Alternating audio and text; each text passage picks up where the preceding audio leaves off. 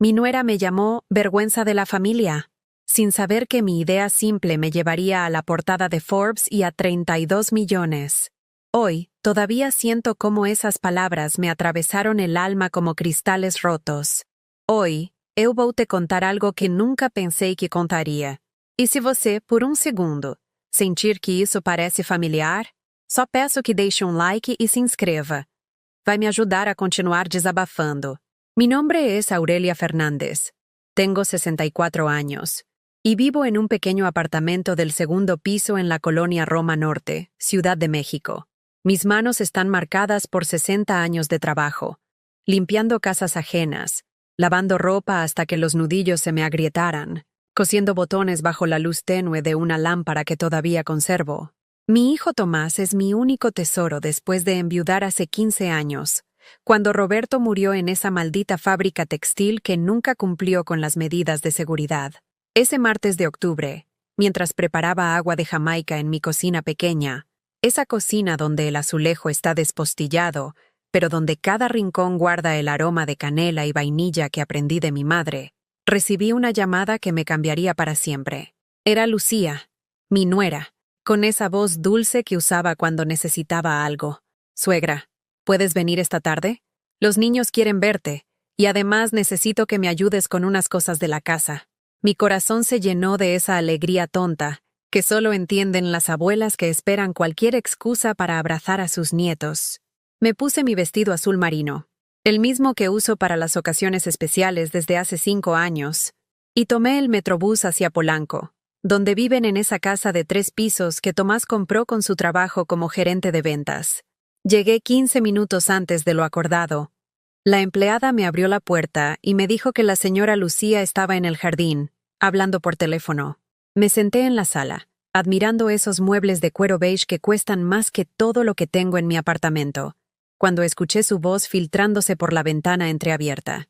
Te juro por Dios, Carmen, que si esa vieja vuelve a abrir la boca en la junta de padres de familia, me muero de la vergüenza. ¿Viste cómo llegó vestida la última vez? Parecía sacada de un mercado de Tepito, toda desaliñada, con esos zapatos viejos y esa bolsa de plástico llena de dulces baratos para los niños. Mi sangre se congeló. Esa vieja era yo. Y no te imaginas cómo huele, Carmen. A ajo, a comida barata, a pobreza. Cuando entra a la casa, tengo que abrir todas las ventanas. Tomás se hace el que no se da cuenta, pero sé que también le da pena. Su madre es una vergüenza total para esta familia. Las palabras me atravesaron como dagas calientes. Mi mano temblaba mientras sostenía el vaso de agua que la empleada me había ofrecido. Sentí cómo mis mejillas ardían, cómo el estómago se me contraía como si alguien me hubiera golpeado con toda su fuerza. ¿Y sabes qué es lo peor? Que cocina con esas recetas rancias de su pueblo. Todo le sabe a siglos pasados. Los niños ni siquiera quieren comer cuando ella prepara algo. Deberíamos decirle que ya no venga tanto, o al menos que se arregle mejor. No puedo seguir presentándola como mi suegra cuando van las amigas del club. Me levanté despacio, con las piernas como gelatina, y caminé hacia el baño del primer piso. Cerré la puerta con seguro y vomité todo lo que había desayunado. Las lágrimas me quemaban los ojos, pero no era tristeza lo que sentía. Era algo mucho más profundo. La humillación de descubrir que la persona por la que habías sacrificado tu dignidad durante años te veía como un estorbo. Cuando salí del baño, Lucía ya había terminado su llamada y me recibió con esa sonrisa falsa que ahora reconocía perfectamente. Suegra, qué bueno que llegaste. Los niños están en el colegio, pero regresarán en 1 hora. Mientras tanto, ¿podrías ayudarme a limpiar las ventanas del segundo piso? Es que la muchacha no alcanza bien. La muchacha. Así me llamaba cuando necesitaba algo. Como si yo fuera parte del personal de servicio. Como si lavar ventanas fuera lo único para lo que servía una mujer de 64 años que había criado sola a un hijo, que había trabajado desde los 14 años, que había construido un hogar con sus propias manos. Por supuesto, Lucía, respondí, pero mi voz sonaba diferente, más pequeña, más rota. Mientras limpiaba esas ventanas, mirando hacia el jardín donde habían desayunado en familia sin invitarme, porque nunca me invitaban los fines de semana, Recordé todas las veces que había lavado la ropa de sus hijos, que había planchado las camisas de Tomás para sus juntas importantes, que había preparado mole para sus cumpleaños, gastando de mi pensión miserable para comprar los chiles más caros. Recordé las noches que me quedé despierta cuidando a mi nieto Pablo cuando tuvo varicela, mientras ellos se fueron a Acapulco para descansar del estrés. Recordé las tardes enteras jugando con Emma, mi nieta, en el parque de la colonia, mientras Lucía se arreglaba las uñas en el salón de belleza. Cada recuerdo ahora tenía un sabor amargo. No eran actos de amor correspondido. Eran servicios gratuitos de una empleada que trabajaba por las migajas de cariño de su propia familia. Cuando terminé de limpiar, los niños llegaron del colegio. Pablo, de 8 años, me abrazó con esa espontaneidad hermosa de los niños, pero Emma, de 11, apenas me saludó. Ya estaba aprendiendo de su madre. «Abuela, ¿por qué siempre hueles a comida?», me preguntó Emma con esa crueldad inocente que solo tienen los niños que repiten lo que escuchan en casa. Me quedé sin aire. Lucía se rió nerviosa y le dijo: «Emma, no seas grosera con la abuela». Pero su tono no tenía reproche real. Era como si me estuviera haciendo un favor al fingir que me defendía. Esa noche, en mi apartamento, me senté en mi silla de siempre, esa silla de madera que traje de la casa donde viví con Roberto, y lloré como no había llorado desde su funeral. Pero no era el llanto limpio del duelo, era el llanto sucio de la humillación, del abandono emocional, de descubrir que había estado mendigando amor en mi propia familia. Me levanté despacio, caminé hacia mi tocador viejo, y me miré en el espejo. Vi a una mujer de 64 años con el cabello gris mal cortado, con arrugas profundas alrededor de los ojos, con las manos ásperas y la ropa que efectivamente parecía sacada de otro siglo. Vi a la vergüenza de la familia. Vi lo que ellos veían, pero algo dentro de mí, algo que había estado dormido durante años, comenzó a despertar. Una vocecita pequeña pero clara me susurró: «Aurelia, tú vales más que esto». Esa noche, por primera vez en años, no llamé a Tomás para preguntarle cómo había estado su día. Los días siguientes pasaron como una película en cámara lenta donde yo era apenas un extra en mi propia vida. No podía dejar de pensar en esas palabras. Vergüenza de la familia. Se repetían en mi cabeza como una canción maldita, especialmente cuando preparaba el desayuno en mi cocina diminuta, cuando barría el piso de mi apartamento, cuando veía las telenovelas que antes me distraían y ahora me parecían burlas crueles sobre familias perfectas que se amaban de verdad. Tomás llamó el viernes, como siempre lo hacía, pero esta vez su voz sonaba diferente, más distante, como si estuviera cumpliendo con una obligación. «Mamá, ¿cómo estás? Lucía dice que te vio un poco rara el martes. ¿Todo bien?» Rara. Claro que estaba rara después de descubrir que mi propia nuera me consideraba una lacra social. Pero, ¿cómo le explicas a tu hijo que su esposa te desprecia sin sonar como una suegra amargada que inventa problemas? «Todo bien, mijo. Solo un poco cansada». «Ah, bueno. Oye, necesito pedirte un favor. ¿Puedes prestarnos 5,000 pesos? Se nos complicó este mes con las colegiaturas de los niños y el pago del seguro del coche. Te pagamos el próximo mes, como siempre». Como siempre. Esas 2 palabras me golpearon porque era cierto. Durante los últimos 5 años, había prestado dinero que jamás me devolvían. Dinero de mi pensión miserable de 2,800 pesos mensuales, dinero que yo estiraba como chicle para pagar mi renta, mis medicinas para la presión, mi comida. Recordé cuando Tomás se casó hace 7 años y me pidió ayuda para el enganche de la casa. «Solo son 50,000 pesos, mamá. Es una inversión para el futuro de tus nietos». Vendí las joyas que Roberto me había regalado durante nuestro matrimonio, mis aretes de oro, mi cadena con el dije de la Virgen de Guadalupe, mi anillo de compromiso que había guardado como tesoro después de su muerte. 50,000 pesos exactos. Nunca me los devolvieron. Recordé cuando Emma cumplió 5 años y querían hacerle una fiesta en el salón del club. «Mamá, ¿puedes ayudarnos con la decoración y el pastel?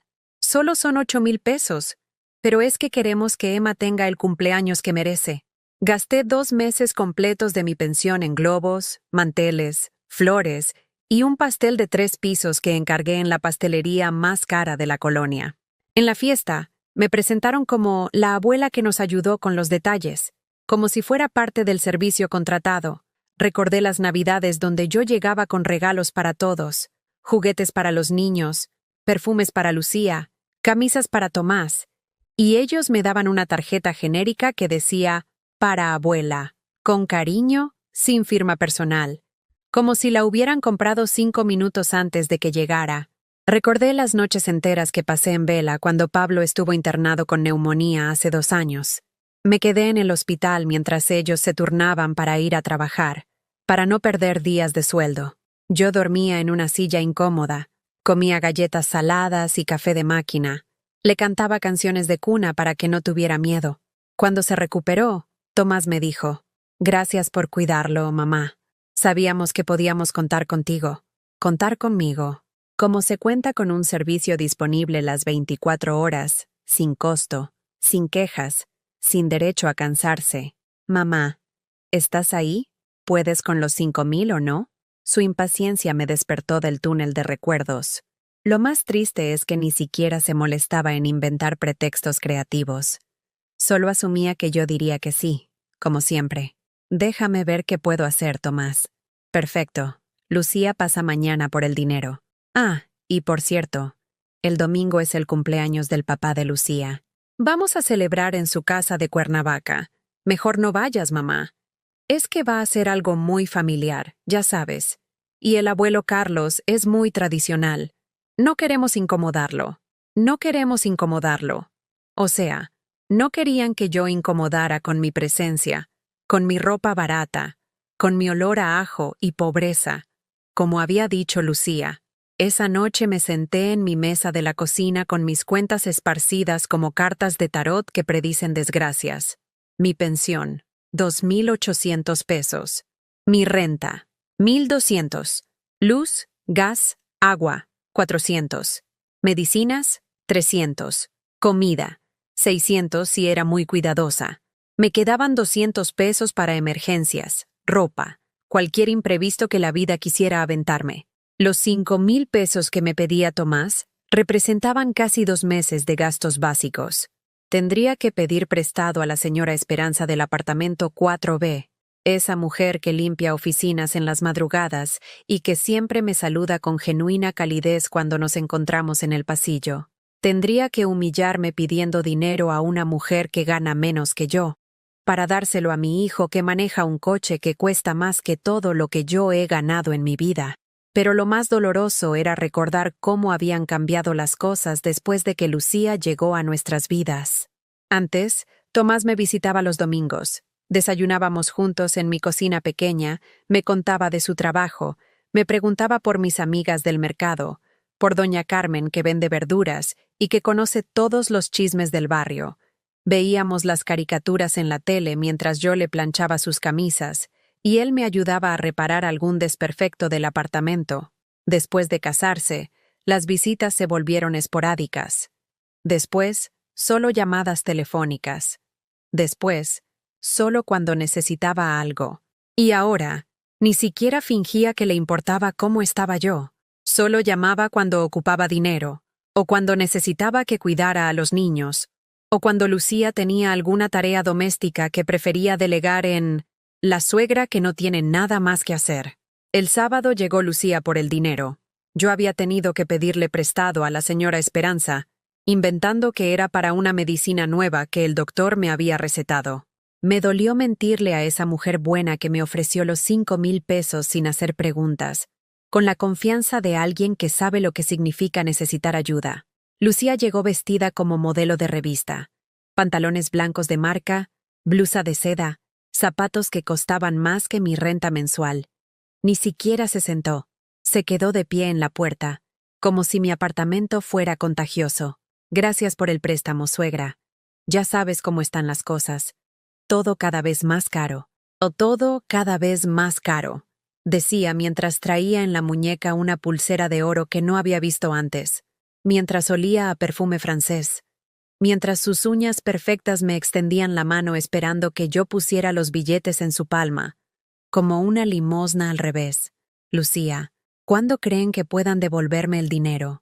Por primera vez, me miró directamente a los ojos, y en esa mirada vi algo que me heló la sangre. Desprecio puro. Ay, suegra, no seas tacaña. Al final, este dinero es para tus nietos, para su educación, para su futuro. ¿No es eso lo que más te importa? Tacaña. Me había llamado tacaña por preguntarle cuándo me pagarían dinero que yo había tenido que pedir prestado. Dinero que necesitaba para comprar mis medicinas, para pagar mi comida, para sobrevivir con dignidad los últimos años de mi vida. Le di los 5,000 pesos y cerré la puerta despacito, como si fuera el final de algo muy importante. Esa noche, por primera vez en mi vida adulta, me pregunté si había sido una mala madre, si tal vez merecía el trato que recibía, si era cierto que molestaba, que estorbaba, que era efectivamente una vergüenza. Me fui a la cama con esa duda clavada en el pecho como una espina infectada, pero antes de dormir, algo extraño pasó. Encontré en el cajón de mi mesita de noche una fotografía vieja de Roberto y yo en nuestro primer aniversario. Estábamos en Xochimilco, en una trajinera llena de flores. Yo tenía 28 años, él 30. Sonreíamos con esa felicidad genuina de dos personas que se aman de verdad y que no necesitan fingir nada para nadie.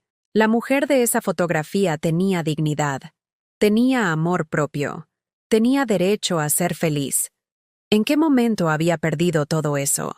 Las semanas que siguieron fueron como caminar por arena movediza.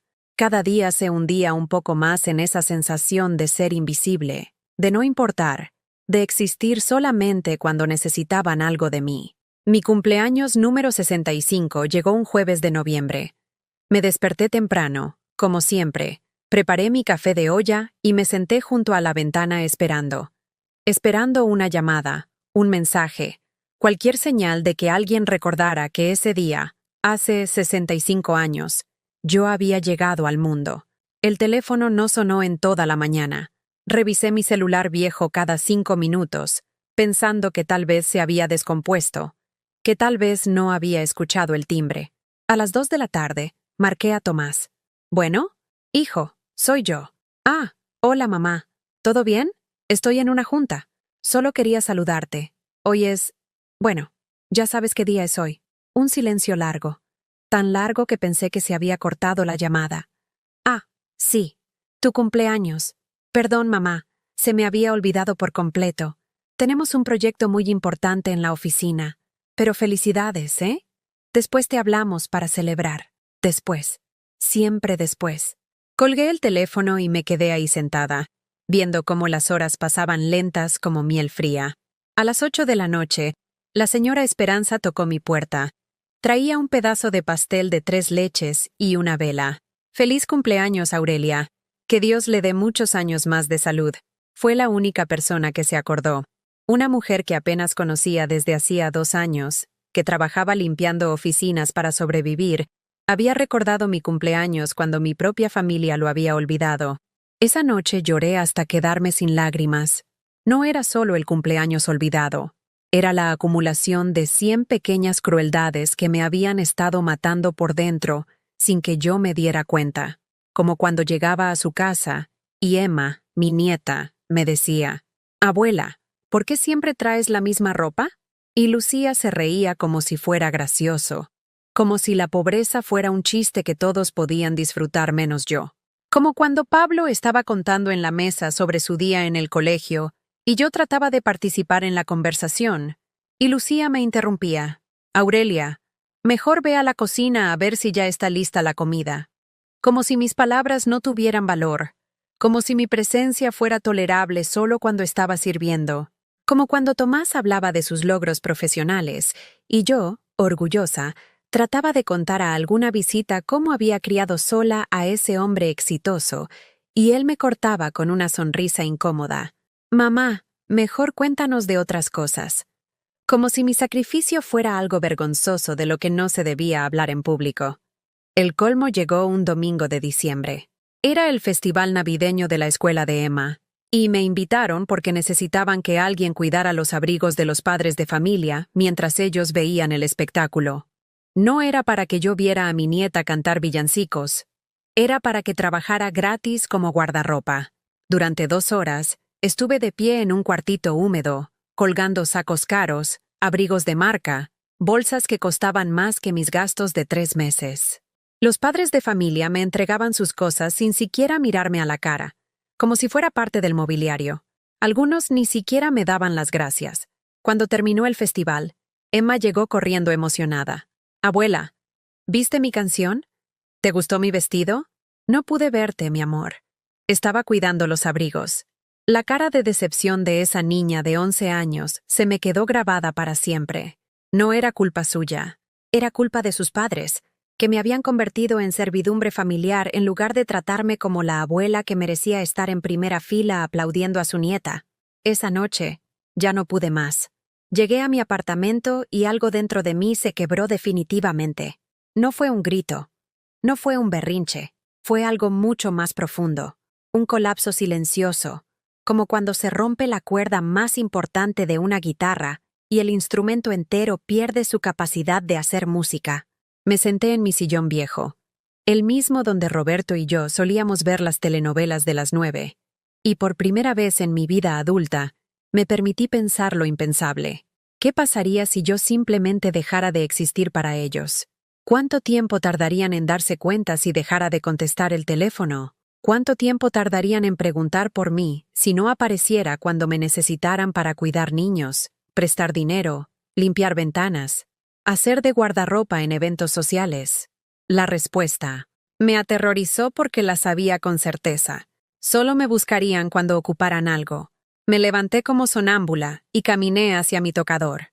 Abrí el cajón donde guardaba las pocas joyas que me quedaban, unos aretes de perla falsa que había comprado en el tianguis, una cadena plateada que se estaba poniendo verde, un reloj que Roberto me regaló en nuestro 10º aniversario y que ya no funcionaba pero que yo conservaba por sentimentalismo. Debajo de las joyas encontré algo que había olvidado por completo. Una libreta pequeña donde, años atrás, Roberto y yo habíamos anotado nuestros sueños. Sueños tontos, sueños hermosos. Viajar a Veracruz para conocer el mar. Abrir una fonda pequeña donde yo cocinara mis recetas y él atendiera a los clientes. Tener una casita con jardín donde plantar nuestras propias verduras. Roberto murió antes de que pudiéramos cumplir ninguno de esos sueños. Y yo me había pasado los últimos 15 años viviendo para los sueños de otros. Para que Tomás tuviera una educación. Para que tuviera una casa bonita. Para que sus hijos tuvieran todo lo que nosotros no pudimos darle a él. Pero, ¿cuándo había sido la última vez que yo había tenido un sueño propio? ¿Cuándo había sido la última vez que había hecho algo porque me hacía feliz, no porque alguien más lo necesitaba? ¿Cuándo había sido la última vez que había sentido que mi vida tenía valor por sí misma, no solo por lo que podía dar a otros? Cerré la libreta despacio y la abracé contra mi pecho.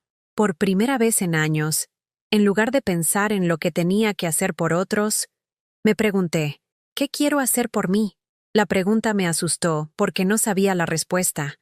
Había pasado tanto tiempo siendo madre, esposa, abuela, empleada gratuita de mi propia familia, que había perdido completamente la noción de quién era Aurelia cuando no estaba sirviendo a alguien más. Esa madrugada no pude dormir. Me levanté y fui a la cocina. Sin pensar mucho, saqué harina, huevos, mantequilla. Empecé a hacer galletas de anís, esas que mi madre me había enseñado cuando yo tenía 10 años. La receta que llevaba en la sangre, pero que no había preparado en años porque Lucía siempre decía que olían muy fuerte, y que los niños preferían las galletas compradas en el supermercado. Mientras amasaba, algo extraño pasó. Mis manos recordaron movimientos que creía olvidados. El aroma de anís llenó mi cocina pequeña y por primera vez en meses sonreí. No una sonrisa forzada para complacer a alguien, una sonrisa genuina, solo para mí. Cuando las galletas estuvieron listas, me senté a comerme una con mi café de olla. Sabía exactamente cómo recordaba. A infancia, a domingos tranquilos, a amor hecho comida. Sabía a dignidad. En ese momento, sin saberlo, estaba dando el primer paso hacia algo que cambiaría mi vida para siempre. Tomé mi teléfono viejo y escribí algo que jamás había hecho. Publiqué en el grupo de Facebook del edificio. Buenas noches, vecinos. Soy Aurelia del 2B. Acabo de hacer galletas caseras de anís con receta familiar. Si alguien gusta probar, tengo algunas de sobra, sin costo, solo por compartir. Envié el mensaje y apagué el teléfono. No esperaba respuesta. Solo había querido hacer algo diferente, algo que me hiciera sentir que existía por mis propios méritos, no por mi utilidad para otros. Esa noche dormí mejor que en años, sin saber que había plantado la semilla de mi revolución silenciosa. Desperté el viernes con golpes suaves en mi puerta. Eran las 8 de la mañana, y yo aún estaba en pijama, con el cabello revuelto y los ojos hinchados de haber llorado la noche anterior. Cuando abrí, me encontré con la señora Esperanza, don Miguel del primer piso y una jovencita que no reconocí. «Buenos días, Aurelia», dijo Esperanza con una sonrisa enorme. «Venimos por las galletas que ofreciste anoche. Ay, cómo huele de rico desde el pasillo». Había olvidado por completo mi mensaje de Facebook. Los invité a pasar y puse agua para café. La jovencita resultó ser Sofía, nieta de don Miguel, estudiante de gastronomía que había venido a visitarlo y había visto mi publicación. «Señora Aurelia, estas galletas están increíbles», dijo Sofía después de probar una. «El anís tiene un toque especial, diferente a todo lo que he probado. ¿Es receta familiar?» «Sí, de mi madre, que en paz descanse. Ella las hacía para vender en las fiestas del pueblo». «¿Las vendía?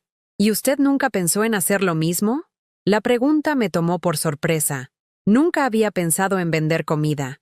Siempre había cocinado para mi familia, para eventos donde necesitaban mi ayuda, pero nunca se me había ocurrido que alguien pudiera pagar por mis recetas. «No, mijita, yo solo sé cocinar casero, nada especial». Sofía intercambió una mirada con su abuelo y con Esperanza. «Señora, puedo ser muy honesta. Estudio gastronomía en la Universidad del Claustro de Sor Juana y he probado comida de restaurantes caros, de chefs famosos. Estas galletas tienen algo que no se puede enseñar en ninguna escuela. Tienen alma». Esa tarde, Sofía regresó con su teléfono y me convenció de dejarla tomar fotos de las galletas. También me pidió que le contara la historia de la receta mientras grababa un video corto. «Mi madre, Esperanza Morales, las hacía para las fiestas patronales de San Miguel Allende, donde nací», dije frente a la cámara, sintiéndome ridícula, pero también extrañamente emocionada. Decía que el secreto estaba en tostar el anís hasta que soltara su aceite natural, y en agregar una pizca de sal de grano para realzar la dulzura. «¿Y usted las hace igual?» «Igual, pero le agregué mi toque, una gotita de extracto de vainilla que compro en el mercado de Medellín». Mi Roberto decía que le recordaban a los domingos de su infancia. Sin que yo lo supiera, Sofía subió el video a su Instagram esa misma noche. Tenía 5,000 seguidores, todos jóvenes interesados en gastronomía y recetas tradicionales. Al día siguiente, mi teléfono no paraba de sonar. «Señora Aurelia, soy Carmen Delgado. Vi su video de las galletas de anís. ¿Usted las vende?» «Es que mi mamá era de Guanajuato y hacía unas parecidas, pero murió sin enseñarme la receta». «¿Venderlas?» «No, yo solo le pago lo que sea necesario. Es que mañana es el aniversario luctuoso de mi madre y quería llevar algo especial al panteón». Esa llamada me cambió algo por dentro. Alguien quería pagar por algo que yo sabía hacer. Alguien valoraba mis manos, mi conocimiento, mi tiempo. Le vendí 2 docenas de galletas por 200 pesos. Era la primera vez en mi vida que ganaba dinero con mis propias habilidades, no como empleada doméstica o cuidando niños ajenos, sino creando algo que tenía valor por sí mismo. Cuando Tomás llamó el domingo para pedirme que cuidara a los niños, porque habían decidido irse a Valle de Bravo de último momento, por primera vez en años, le dije que no. «¿Cómo que no puedes, mamá? Solo es por 2 días. «No puedo porque tengo trabajo». «¿Trabajo? ¿Qué trabajo?» «Estoy vendiendo galletas caseras. Tengo pedidos por cumplir». El silencio del otro lado de la línea fue tan largo que pensé que había colgado. «¿Vendiendo galletas? Mamá, por favor, ¿desde cuándo tú vendes comida?» El tono condescendiente de su voz me hirió, pero también me indignó. ¿Por qué era imposible para él imaginar que su madre pudiera tener una habilidad valiosa? desde que me di cuenta de que sé hacer cosas que la gente quiere comprar. Pero mamá, eso no es serio. Es solo un hobby. Los niños te necesitan. Tomás, busca una niñera. Yo tengo compromisos. Colgué temblando. Era la primera vez que le decía no a mi hijo para algo importante. Me sentí culpable, rebelde y orgullosa al mismo tiempo. Esa misma tarde, Lucía llegó a mi apartamento sin avisar. Entró como huracán, con esa cara de indignación que ponía cuando las cosas no salían como ella esperaba. ¿Se puede saber qué te pasa, Aurelia? Tomás me dice que no puedes cuidar a los niños porque estás vendiendo comida. ¿En serio? ¿A tu edad te vas a poner a trabajar de cocinera? No trabajo de cocinera. Vendo productos caseros que yo misma elaboro. Es lo mismo. Mira, ya encontramos una niñera para esta vez. Pero necesito que entiendas una cosa. Tú eres la abuela. Tu trabajo es estar disponible para tus nietos cuando te necesiten. No andar inventando negocios ridículos que te van a quitar tiempo para lo verdaderamente importante. Sus palabras me golpearon como bofetadas. Mi trabajo era estar disponible. Como si mi único valor fuera ser un recurso gratuito para cuando ellos me ocuparan. Lucía, mis nietos son muy importantes para mí, pero también tengo derecho a hacer cosas que me hagan feliz. ¿Feliz? Ay, Aurelia, por favor. La felicidad a tu edad viene de ver crecer a tus nietos, de saber que fuiste una buena madre y una buena abuela. No de andar vendiendo galletas en la calle como... No terminó la frase, pero yo sabía lo que iba a decir, como una indigente, como alguien que no tiene clase, como una vergüenza para la familia, como una mujer que puede valerse por sí misma. Terminé yo. Lucía me miró con una mezcla de sorpresa e indignación. Era la primera vez que le contestaba, que no agachaba la cabeza y aceptaba sus regaños como si fuera una niña desobediente. Mira, suegra, creo que no me estás entendiendo. Esta familia tiene una reputación que cuidar. Tomás tiene una posición en su empresa. Los niños van al colegio alemán. No podemos permitir que andes por ahí vendiendo comida como una persona que necesita trabajar. Soy una persona que necesita trabajar. Mi pensión son 2.800 pesos al mes. Ustedes me piden dinero prestado que nunca me devuelven. Si vender galletas me ayuda a vivir mejor, lo voy a seguir haciendo. Pero, ¿qué van a decir los padres de familia del colegio si se enteran de que la abuela de Emma y Pablo vende comida? ¿Qué va a decir la gente de la oficina de Tomás? Por primera vez, vi su miedo real. No le preocupaba mi bienestar o mi felicidad. Le preocupaba su imagen social. Le daba pánico que su suegra pobre, que antes mantenía escondida como un secreto familiar vergonzoso, ahora fuera visible vendiendo productos en la calle. Que van a decir que la abuela de Emma y Pablo sabe hacer galletas deliciosas y que es una mujer trabajadora. Aurelia, por favor, no seas ingenua. La gente va a pensar que Tomás no te mantiene, que somos una familia de muertos de hambre que necesita que la abuela trabaje para sobrevivir.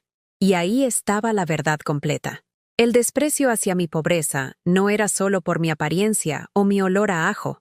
Era porque mi situación económica los hacía quedar mal a ellos. Yo era el recordatorio viviente de que Tomás venía de abajo, de que su éxito no había sido suficiente para borrar sus orígenes humildes. Lucía, mi situación económica es real, independientemente de si trabajo o no. La diferencia es que ahora tengo una forma digna de mejorarla. Esto se tiene que acabar, Aurelia. No voy a permitir que arruines la reputación de esta familia por un capricho de anciana. La palabra anciana sonó como un escupitajo. Y capricho minimizaba lo que para mí estaba siendo una revelación. Que tenía habilidades valiosas, que podía ser independiente, que merecía respeto. No es tu decisión, Lucía. ¿Perdón? Que no es tu decisión lo que yo haga con mi vida. Se quedó parada en mi sala, con la boca abierta, como si no pudiera creer que yo le hubiera hablado con firmeza. En 7 años de matrimonio con mi hijo, nunca me había opuesto a nada que ella dijera. Nunca había cuestionado sus órdenes, disfrazadas de sugerencias. Vas a ver, Aurelia, vas a ver lo que pasa cuando empieces a poner tus inventos ridículos antes que tu familia. No vengas llorando después cuando te des cuenta de que nadie te va a querer. Se fue dando un portazo que hizo temblar las paredes de mi apartamento. Me quedé ahí parada, con las piernas temblando, pero con algo nuevo creciendo en mi pecho. La sensación de que había defendido algo importante. No solo mi derecho a vender galletas, sino mi derecho a existir como persona con valor propio. Esa noche, mientras horneaba una nueva tanda para los pedidos del día siguiente, sonó mi teléfono. Era un número desconocido. «Señora Aurelia, soy Patricia Hernández del programa Sabores de Barrio en Radio Metrópoli. Vimos su video de las galletas de anís y nos encantaría invitarla a hablar de recetas tradicionales en nuestro programa del miércoles. ¿Le interesaría?» Radio. Me querían invitar a hablar en la radio sobre mis recetas. ¿Yo? Pero yo no soy chef ni nada especial. Exactamente por eso, señora. Buscamos personas auténticas que conserven las tradiciones culinarias mexicanas. Su historia es exactamente lo que nuestros radioescuchas quieren oír. Cuando colgué, me senté en mi sillón y por primera vez en años me imaginé un futuro diferente. Un futuro donde Aurelia Fernández no fuera solo la mamá de Tomás, o la abuela de Emma y Pablo, o la suegra que ayuda con las tareas domésticas. Un futuro donde fuera simplemente Aurelia, una mujer con valor propio. El programa de radio cambió todo. Patricia Hernández resultó ser una mujer cálida de unos 50 años, que me recibió en las oficinas de Radio Metrópoli como si fuera una celebridad. Me ofreció café en una taza de porcelana, no en un vaso desechable, y me pidió que le contara mi historia con la paciencia de alguien que genuinamente quería escuchar. «Señora Aurelia, cuéntenos cómo aprendió estas recetas». «Pues mire, Patricia, mi madre las aprendió de mi abuela, que era cocinera en una hacienda de San Miguel Allende antes de la Revolución. Decía que los patrones franceses le habían enseñado técnicas que ella mezcló con los sabores de su tierra. ¿Y usted las ha estado preparando toda su vida?» «Toda mi vida, sí, pero solo para mi familia. Nunca pensé que alguien más las quisiera probar, mucho menos pagar por ellas». Cuando terminó la entrevista de media hora, el teléfono de la radio no paraba de sonar. Personas pidiendo mi información, preguntando dónde podían conseguir las galletas, compartiendo sus propias memorias de abuelas que cocinaban con el mismo amor. 2 días después tenía más de 30 pedidos. Tuve que pedirle ayuda a Esperanza para comprar los ingredientes porque mi cocina pequeña no daba abasto. Compramos sacos de harina, kilos de mantequilla, anís en grano de la mejor calidad en el mercado de San Juan. «Aurelia, esto ya no es un hobby», me dijo Esperanza mientras contábamos el dinero de las ventas. «En una semana, has ganado más que tu pensión de 2 meses». Tenía razón. 1,800 pesos en 5 días.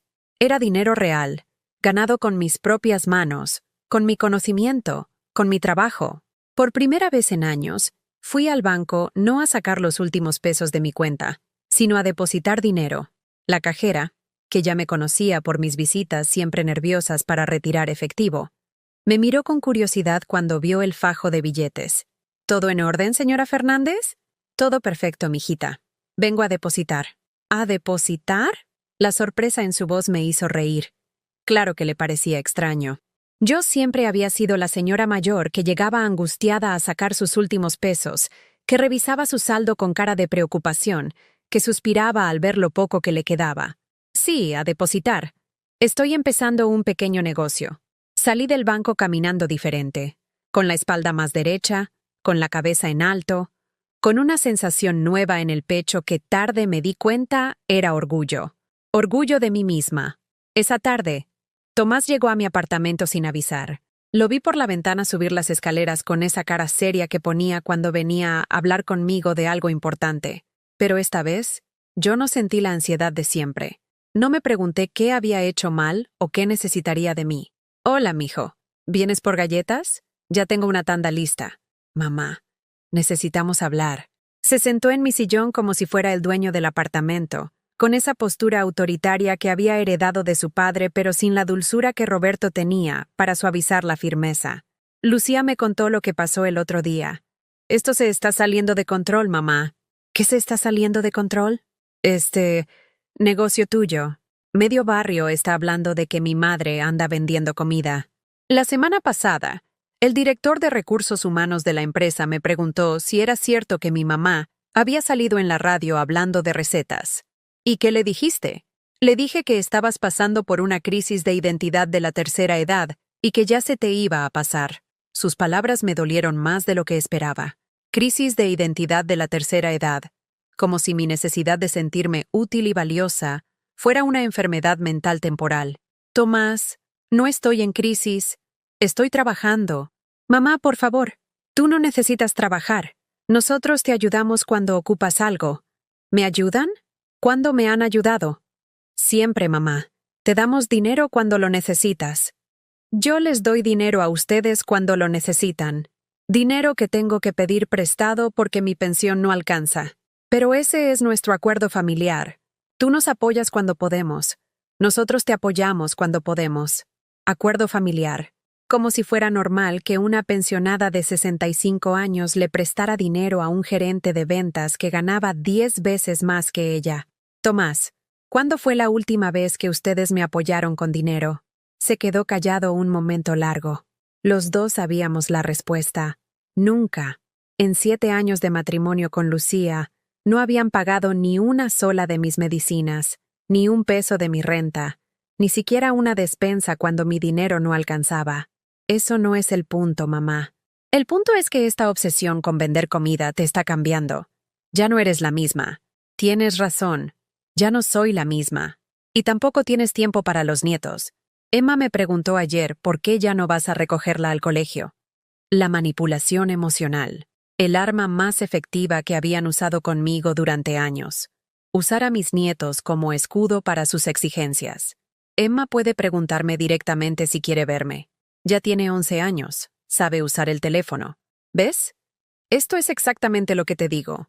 Antes, tú hubieras corrido a buscar a Emma para explicarle, para asegurarte de que no se sintiera abandonada.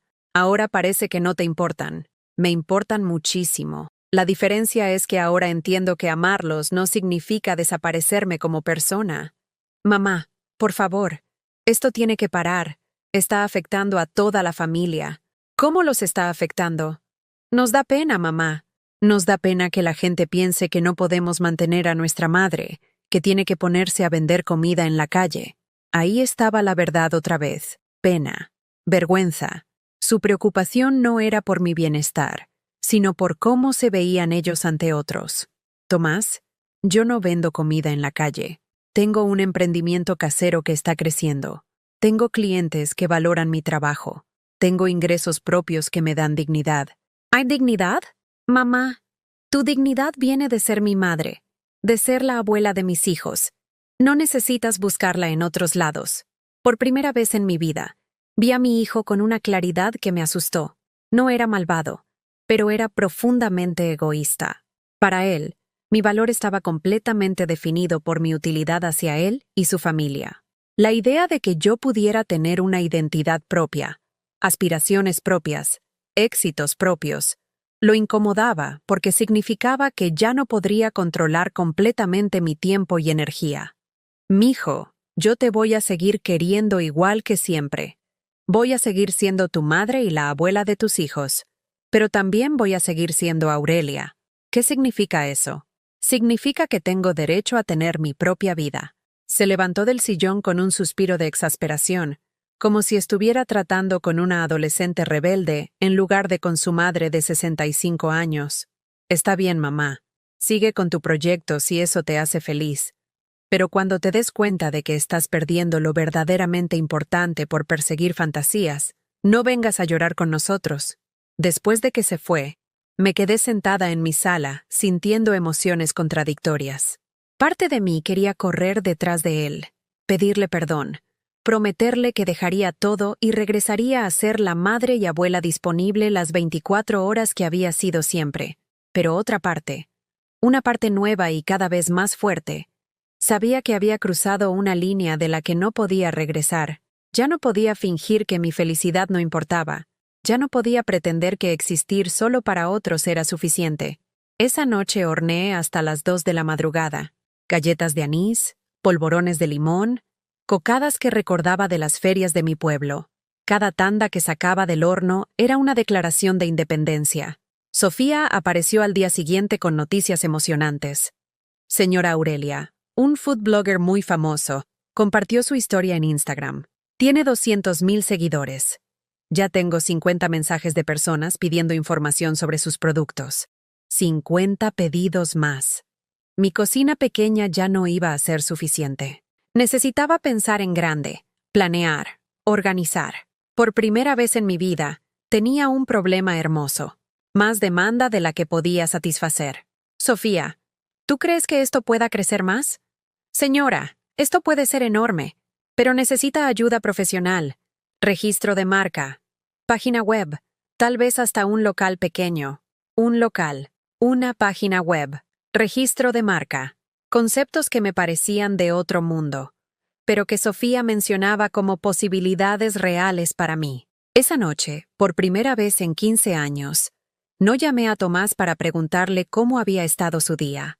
En cambio, me senté con una libreta y empecé a escribir ideas, a hacer números, a planear un futuro que por primera vez en mi vida adulta era completamente mío. Por la ventana podía ver las luces de la ciudad, miles de personas viviendo sus propias vidas, persiguiendo sus propios sueños. Ya no me sentía invisible entre ellas. Ahora era una de ellas, una mujer con planes propios. 3 semanas después, mientras empaquetaba mi pedido número 120 en lo que iba del mes, sonó el teléfono con una llamada que no esperaba. Era Emma, mi nieta, y su voz sonaba extraña, como si hubiera estado llorando. Abuela, ¿puedo hablar contigo? Claro que sí, mi amor. ¿Qué pasa? Es que mamá y papá dicen cosas feas de ti. Dicen que ya no nos quieres porque prefieres hacer galletas. ¿Es cierto, abuela? El corazón se me partió en pedazos. Habían involucrado a los niños en su guerra contra mi independencia.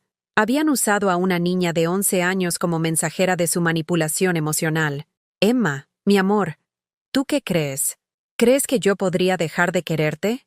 No lo sé, abuela. Antes venías a recogerme al colegio y ahora ya no. Antes me llevabas al parque los sábados y ahora dices que tienes trabajo. Mamá dice que las galletas son más importantes que nosotros. Me senté en mi sillón viejo, sintiendo el peso de una decisión que sabía que cambiaría todo. Podía rendirme ahí mismo, prometer que dejaría el negocio, regresar a ser la abuela disponible que ellos querían, o podía explicarle la verdad a mi nieta, con el riesgo de que su madre me prohibiera verla otra vez. Emma, ven acá mañana después del colegio. Voy a hacerte tus galletas favoritas y vamos a hablar tú y yo, sin nadie más. Esa noche no pude dormir. Sabía que lo que le dijera a Emma determinaría no solo nuestra relación, sino el futuro de toda la familia. Al día siguiente, Emma llegó a mi apartamento con esa cara seria que ponen los niños cuando sienten que los adultos les están mintiendo sobre algo importante. La senté en mi mesa de la cocina. Le serví un vaso de leche y puse frente a ella un plato con galletas de chocolate recién salidas del horno. Emma, mi amor, necesito que me escuches muy bien. Yo te amo exactamente igual que siempre. Nada de lo que haga en mi vida va a cambiar eso jamás. ¿Me entiendes? Entonces, ¿por qué ya no vienes por mí al colegio? Porque ya no me lo piden, mi amor. Y cuando les digo que quiero verte, me dicen que estás ocupada con tareas o actividades.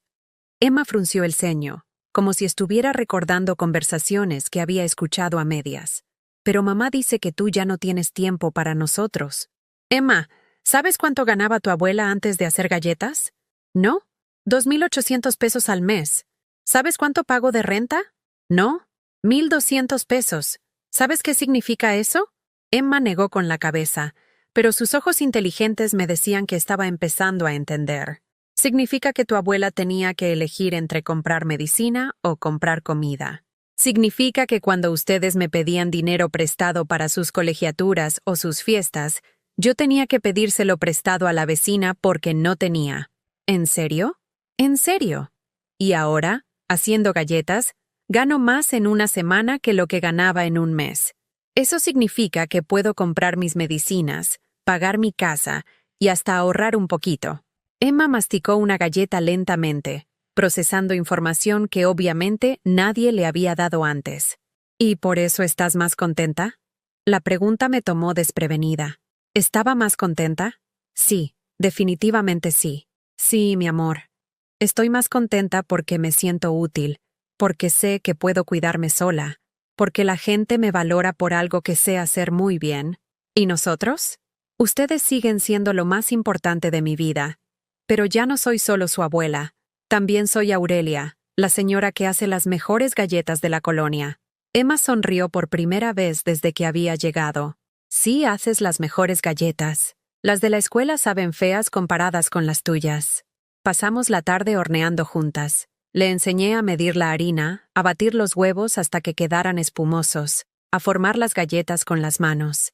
Emma tenía talento natural, las mismas manos hábiles que yo había heredado de mi madre. Abuela, ¿puedo venir más seguido a ayudarte? Todos los días que quieras, mi amor. Pero va a ser nuestro secreto, ¿sí? Porque no creo que a tus papás les guste que aprendas a cocinar aquí. Cuando Lucía llegó por Emma 2 horas después, encontró a su hija cubierta de harina, con las mejillas rojas de la risa, empacando galletas en bolsitas de celofán. ¿Qué es esto?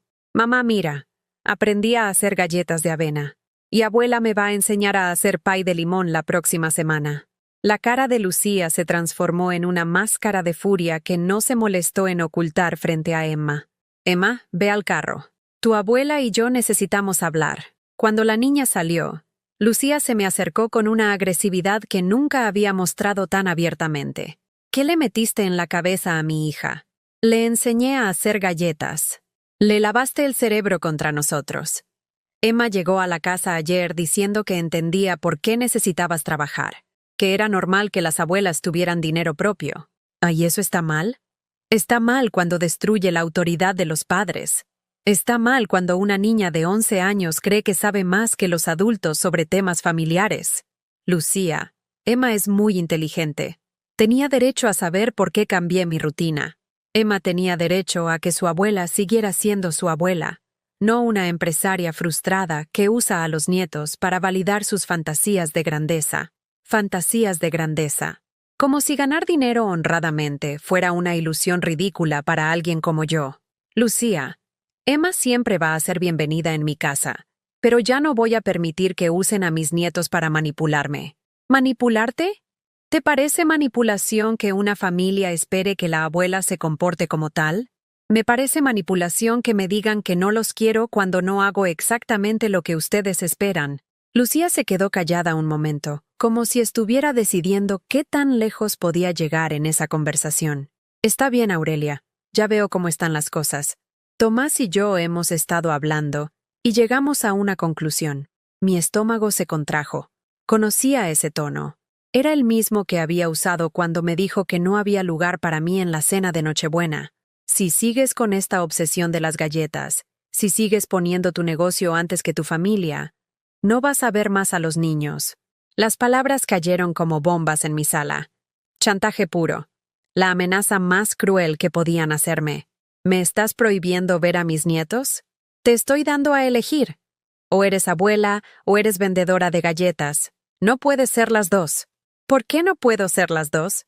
Porque ser abuela requiere sacrificio, disponibilidad, poner las necesidades de los niños antes que las tuyas. Y claramente, tú ya no estás dispuesta a hacer eso. Me levanté lentamente de mi sillón. Por primera vez en 7 años, miré a Lucía directamente a los ojos sin agachar la cabeza, sin sentir vergüenza, sin buscar su aprobación. Lucía, yo fui madre soltera durante 18 años. Trabajé 3 empleos para darle educación a Tomás. Me levanté a las 4 de la mañana para lavar ropa ajena antes de ir a limpiar casas. Me quedé sin comer para que él tuviera útiles escolares. Sacrifiqué todo, mi juventud, mi salud, mis sueños, mis oportunidades de rehacer mi vida, todo por él. Mi voz se volvía más firme con cada palabra. Y después me convertí en abuela, y volví a sacrificar todo. Mi tiempo, mi dinero, mi comodidad, mi dignidad. Cuidé a sus hijos cuando estaban enfermos. Los llevé al parque cuando ustedes tenían cosas más importantes que hacer. Gasté mi pensión en sus regalos y sus fiestas. Lucía quiso interrumpirme, pero levanté la mano. No terminé. Durante 65 años, mi vida ha sido para otros.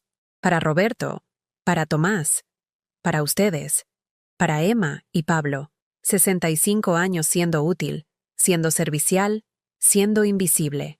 Caminé hacia mi cocina y saqué del horno una charola de galletas doradas, perfectas, aromáticas. Esto, dije levantando una galleta, esto es lo primero que hago en mi vida, que es completamente mío, que nace de mis manos, de mi conocimiento, de mi esfuerzo, que me da dinero propio, respeto propio, orgullo propio. Regresé a la sala con la galleta en la mano. Si crees que voy a renunciar a lo único que me ha dado dignidad en años solo porque tú no puedes controlarme como antes, estás muy equivocada. Lucía me miró como si fuera la primera vez que me veía realmente, como si durante 7 años hubiera estado hablando con un fantasma servicial y ahora se diera cuenta de que había una persona real, con voluntad propia, frente a ella. Muy bien, Aurelia. Tú elegiste. A partir de hoy, no quiero verte cerca de mis hijos. Se dirigió hacia la puerta, pero antes de salir, se volteó. Y espero que tus galletas te den el cariño que vas a perder de tu familia. La puerta se cerró y yo me quedé parada en mi sala, temblando no de miedo, sino de algo que no había sentido jamás, la sensación de haber defendido mi derecho a existir como persona completa. Por primera vez en mi vida, había elegido respetarme a mí misma por encima de complacer a otros, y aunque me doliera, sabía que había hecho lo correcto. Las primeras semanas después de la ruptura familiar fueron las más difíciles de mi vida, no porque extrañara las humillaciones o los pedidos constantes de dinero, sino porque el silencio de mis nietos me partía el alma en pedazos. Cada vez que veía niños saliendo del colegio alemán cuando pasaba en el metrobús, imaginaba a Emma y Pablo preguntándose por qué su abuela había desaparecido de sus vidas. Pero algo extraño empezó a pasar. Sin las interrupciones constantes, sin tener que estar disponible las 24 horas para emergencias familiares que nunca eran realmente emergencias, mi negocio creció de maneras que nunca había imaginado. Sofía me ayudó a abrir una cuenta de Instagram. Sabores de Doña Aurelia llegó a 1000 seguidores en 2 semanas. Las fotos de mis galletas se volvían virales, especialmente cuando contaba las historias detrás de cada receta. La gente no solo compraba galletas, compraba nostalgia, compraba amor hecho comida, compraba la conexión con abuelas que habían perdido o que nunca habían conocido. Señora Aurelia, me dijo Sofía una tarde mientras revisábamos los pedidos en mi mesa de cocina, necesita un espacio más grande. Ya no puede trabajar desde su apartamento. Está recibiendo pedidos de empresas, de eventos, hasta de restaurantes que quieren vender sus productos. Tenía razón. Mi cocina pequeña se había convertido en una fábrica improvisada. Tenía ingredientes apilados en la sala, bandejas ocupando mi cama, y el horno funcionando desde las 5 de la mañana hasta las 10 de la noche. ¿Pero dónde voy a conseguir un local, Sofía? No tengo dinero para rentas comerciales. Mi tío Carlos tiene una cocina industrial que está desocupada en la colonia Doctores. Es pequeña, pero tiene todo lo que necesita. Hornos profesionales, mesas de acero inoxidable, espacio de almacenaje. Me dijo que se la puede rentar muy barata a cambio de que le enseñe las recetas de sus galletas. Una cocina profesional. Yo, Aurelia Fernández, viuda, pensionada, de 65 años, iba a tener una cocina profesional. El local era perfecto. 50 metros cuadrados de puro potencial, con azulejos blancos que brillaban bajo la luz de los tubos fluorescentes y equipamiento que me parecía sacado de programas de televisión sobre chefs famosos. Carlos, un hombre bonachón de unos 60 años que había sido panadero toda su vida, me recibió como si fuera una colega de toda la vida. Doña Aurelia, he probado sus galletas y le voy a decir una cosa. Usted tiene manos benditas. Este local estuvo vacío 6 meses esperando a la persona correcta. La renta era de 5,000 pesos mensuales, exactamente lo que yo ganaba en 3 días de trabajo desde casa. Por primera vez en mi vida, iba a pagar una renta comercial. Iba a ser oficialmente una empresaria. El día que abrí Sabores de Doña Aurelia en su nueva ubicación, llegaron más de 100 personas. Vecinos del barrio, seguidores de Instagram, clientes que habían estado comprando desde que empecé. Esperanza llegó con un ramo de flores. Carlos trajo una botella de sidra para brindar. Sofía había hecho volantes promocionales con mi historia. Señora Aurelia, dijo una mujer joven mientras compraba galletas de anís, usted no sabe cómo me inspira. Yo tengo 40 años y pensé que ya era muy tarde para cambiar de carrera. Pero si usted pudo empezar a los 65, tal vez yo sí pueda estudiar veterinaria como siempre quise. Jiwan. Esas palabras me conmovieron más que cualquier felicitación. Mi historia no solo me estaba cambiando la vida a mí, estaba dándoles esperanza a otras mujeres que creían que sus sueños tenían fecha de caducidad. 2 meses después de abrir el local, recibí una llamada que cambió todo otra vez.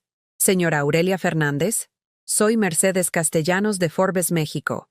Queremos incluirla en nuestro especial de Mujeres que transforman México después de los 60. Su historia ha llegado hasta nosotros y nos parece inspiradora. Forbes. La revista de negocios más importante del país quería escribir sobre mí. Pero yo no soy una empresaria importante, señorita. Solo vendo galletas.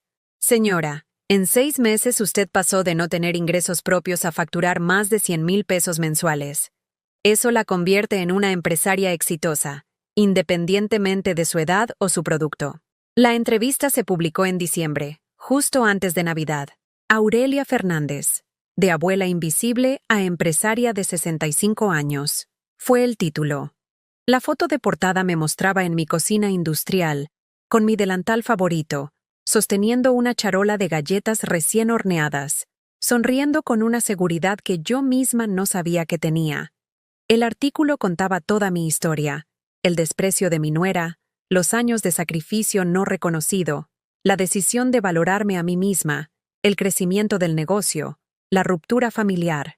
Mercedes había escrito con una sensibilidad que logró que mi historia sonara valiente en lugar de triste. La respuesta fue abrumadora. Mi teléfono no paraba de sonar. Programas de televisión querían entrevistarme. Escuelas de negocios me invitaban a dar charlas sobre emprendimiento en la tercera edad. Otras mujeres mayores me escribían contándome sus propias historias de menosprecio familiar. Doña Aurelia, me escribió una señora de Puebla. Yo tengo 70 años y mi familia me dice que ya no sirvo para nada porque no sé usar la computadora. Su historia me dio valor para inscribirme en un curso de Internet. Señora Aurelia, me escribió otra desde Guadalajara. Mis hijos me quitaron la tienda que yo había manejado durante 20 años porque dijeron que ya estaba muy grande. Después de leer su artículo, decidí abrir otra. Me había convertido, sin buscarlo, en un símbolo de que la dignidad no tiene fecha de expiración, de que nunca es demasiado tarde para exigir respeto, de que las mujeres mayores también tienen derecho a soñar. Pero lo más hermoso llegó una tarde de enero, 6 meses después de que Lucía me prohibiera ver a mis nietos. Estaba en la cocina industrial preparando una orden especial de polvorones, cuando Carlos me gritó desde la entrada, «Doña Aurelia, tiene visita».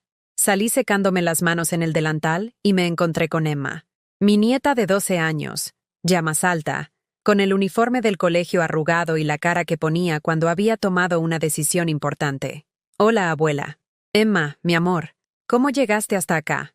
Busqué la dirección en Google. Tomé el metro sola. Mamá no sabe que vine.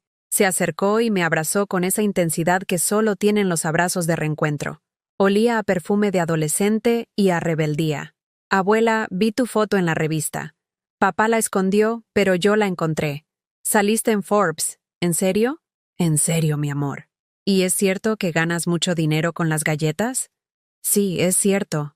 Emma me miró con una admiración que hacía meses no veía en los ojos de ningún miembro de mi familia. «Abuela, yo quiero aprender a hacer negocios como tú. En el colegio tenemos que hacer un proyecto de emprendimiento y quiero hacerlo de galletas. ¿Me ayudas?» Pasamos la tarde entera horneando juntas. Emma tenía las mismas manos hábiles que recordaba, pero ahora las usaba con una determinación nueva. Mientras amasaba, me contaba cómo habían estado las cosas en casa.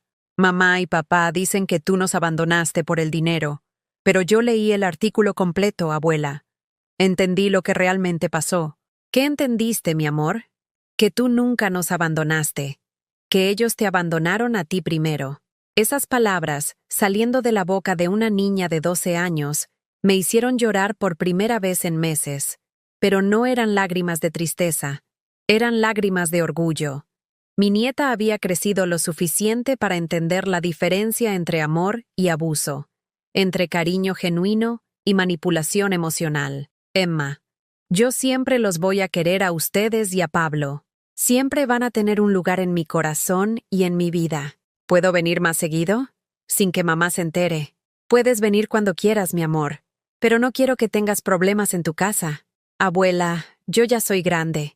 Ya entiendo que los adultos a veces se equivocan, hasta los papás, y que las abuelas también tienen derecho a ser felices. Cuando Emma se fue esa tarde, llevándose una bolsa llena de galletas para compartir con Pablo a escondidas, me quedé en mi cocina industrial, sintiéndome completa por primera vez en mi vida adulta. Era una mujer de 65 años con un negocio próspero, una historia que inspiraba a otros, un futuro lleno de posibilidades, y lo más importante, una nieta que me respetaba no solo como abuela, sino como mujer. Ya no era invisible, ya no era solo útil. Era Aurelia, empresaria, inspiración y finalmente, dueña de su propia vida. Hoy, mientras escribo esta historia, han pasado 2 años desde que Lucía me llamó vergüenza de la familia, sin saber que su desprecio sería el catalizador de la mejor época de mi vida. Estoy sentada en la oficina de mi segundo local, el que abrimos en la colonia Roma Sur el mes pasado, viendo por la ventana el movimiento de una ciudad de México que ahora siento que también me pertenece. Sabores de Doña Aurelia se ha convertido en algo que jamás imaginé. Tenemos 8 empleadas, todas mujeres mayores de 50 años que, como yo, necesitaban una segunda oportunidad para demostrar su valor. Facturamos 32 millones de pesos anuales, una cifra que me sigue pareciendo irreal cada vez que la veo en los reportes que Sofía, ahora mi socia y directora de marketing, prepara mensualmente. Pero los números, por impresionantes que sean, no cuentan la historia completa. La historia completa está en las cartas que recibo diariamente, como la de Esperanza Gutiérrez, de 68 años, de Monterrey. Doña Aurelia, después de leer su historia, decidí abrir mi taller de costura otra vez. Mi hijo decía que ya estaba muy vieja para trabajar, pero en 6 meses he logrado mantenerme sola y hasta ahorrar para mis medicinas. O la de Carmen Rodríguez, de 71 años, de Oaxaca. Sus galletas me inspiraron a volver a tejer. Ahora vendo rebozos por internet y mis nietos me ven diferente. Ya no soy la abuela que estorba, soy la abuela que emprende. Mi historia se convirtió en la historia de miles de mujeres mexicanas que habían aceptado la invisibilidad como precio natural del envejecimiento. Mujeres que habían creído que su única función era ser útiles a otros, que su dignidad dependía de su capacidad de servicio, que sus sueños tenían fecha de expiración. La fundación Dignas después de los 60 que creamos con la ayuda de abogados pro bono, ha ayudado a más de 500 mujeres a iniciar sus propios emprendimientos. Ofrecemos microcréditos sin intereses, capacitación en redes sociales, asesoría legal y, lo más importante, un espacio donde mujeres mayores pueden descubrir que todavía tienen mucho que ofrecer al mundo. 3 meses después de que Emma empezara a visitarme en secreto, Pablo también llegó a mi cocina. Mi nieto de 10 años, con esa seriedad que tienen los niños cuando han entendido algo importante sobre los adultos. Abuela, ¿es cierto que mamá te prohibió vernos porque no quería que trabajaras? ¿Tú qué crees, mi amor? Creo que está mal prohibirle a alguien trabajar. Mi maestra dice que trabajar es un derecho. Pablo ahora viene conmigo los sábados. No a hornear, porque no le gusta la cocina, sino a ayudarme con las redes sociales. Tiene una habilidad natural para la tecnología que yo nunca tuve, y se ha convertido en mi asistente de Instagram no oficial. Es él quien sube las fotos de los productos nuevos, quien responde los mensajes de los clientes jóvenes, quien me enseña las nuevas aplicaciones que pueden ayudar al negocio.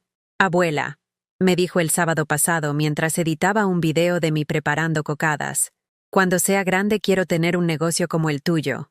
¿De galletas? No.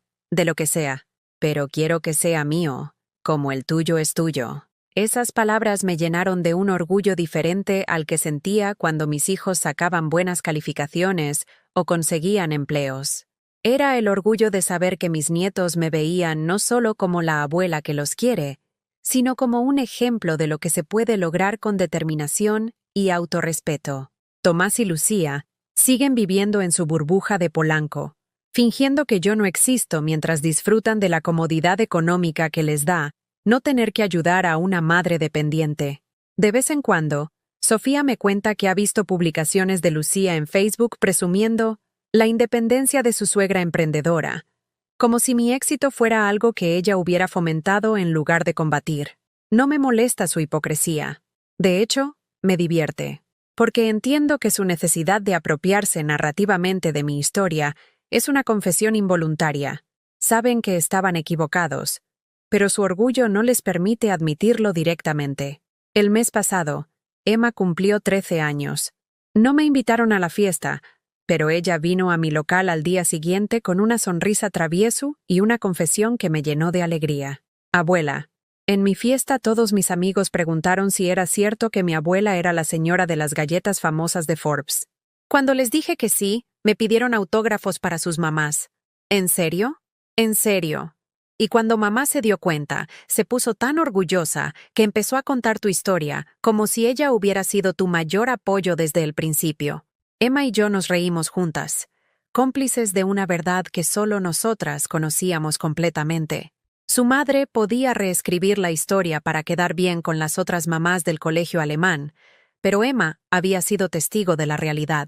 Había visto el desprecio, la humillación, la prohibición, y también había visto mi transformación, mi fortaleza, mi negativa a permanecer invisible. La semana pasada recibí una invitación que nunca esperé. La Universidad Iberoamericana me pidió que diera la conferencia magistral en su seminario sobre emprendimiento sin edad. Yo, que nunca terminé la preparatoria porque tuve que ponerme a trabajar cuando mi padre murió, iba a hablar frente a estudiantes universitarios sobre negocios y determinación. Distinguidos estudiantes, dije al principio de mi presentación, viendo esos rostros jóvenes llenos de ambición y privilegios que yo nunca tuve. Mi nombre es Aurelia Fernández, tengo 67 años, y hasta los 65 creí que mi vida ya estaba terminada. Les conté mi historia completa.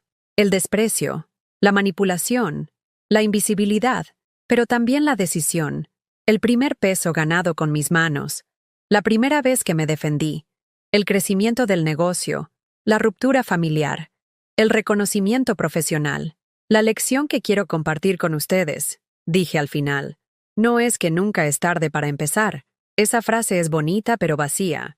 La lección real es que nunca es tarde para exigir el respeto que merecen, para negarse a ser invisible, para elegir su propia dignidad por encima de la comodidad de otros. Los aplausos duraron 5 minutos. Pero lo que más me conmovió fue la fila de estudiantes que se formó después para tomarme fotos y contarme sobre sus abuelas, sobre mujeres mayores en sus familias que habían aceptado la invisibilidad como destino inevitable. «Profesora Aurelia», me dijo una joven de unos 20 años, «¿puedo mandarle su video a mi abuela? Tiene 72 años y dice que ya no sirve para nada porque mis tíos la hacen sentir como estorbo». «Claro que sí, mijita. Y dile que si necesita platicar con alguien que entiende lo que se siente, aquí estoy. Porque esa es otra parte importante de lo que hago ahora. Acompañar a otras mujeres que están viviendo lo que yo viví, que sienten la invisibilidad como destino inevitable, que han aceptado que su valor se mide solo por su utilidad hacia otros. Cada semana recibo llamadas, mensajes, visitas de mujeres de mi edad o mayores que quieren saber cómo se encuentra el valor para cambiar una vida que parecía ya escrita en piedra. Y yo les digo la verdad, no es fácil, no es rápido, y no siempre termina con reconciliaciones familiares hermosas como en las películas, pero sí termina con algo más valioso, con la sensación de que eres dueña de tu propia existencia, de que tus decisiones te pertenecen, de que tu dignidad no está en manos de otros. Esta mañana, mientras preparaba la masa para una nueva receta de galletas de café con canela, me pregunté qué le diría a la Aurelia de hace 2 años, esa mujer de 65 años que lloraba en su apartamento pequeño, sintiéndose como un estorbo para su propia familia. Le diría que el dolor que siente es real, pero que no es permanente, que la invisibilidad que le han impuesto no es su destino, sino una decisión de otros que ella puede cambiar, que sus manos tienen más valor del que imagina, que su conocimiento es un tesoro, que su experiencia es sabiduría. Le diría que no es demasiado tarde para ser feliz en sus propios términos, porque a los 67 años he aprendido que la verdadera revolución no siempre es ruidosa. A veces es silenciosa, hecha de pequeñas decisiones diarias. Decir no cuando siempre habías dicho sí, cobrar por tu trabajo cuando siempre lo habías dado gratis, exigir respeto cuando siempre habías aceptado migajas de cariño. Mi revolución empezó con una receta de galletas de anís y la decisión de que mi dignidad valía más que la comodidad ajena. ¿Y tú?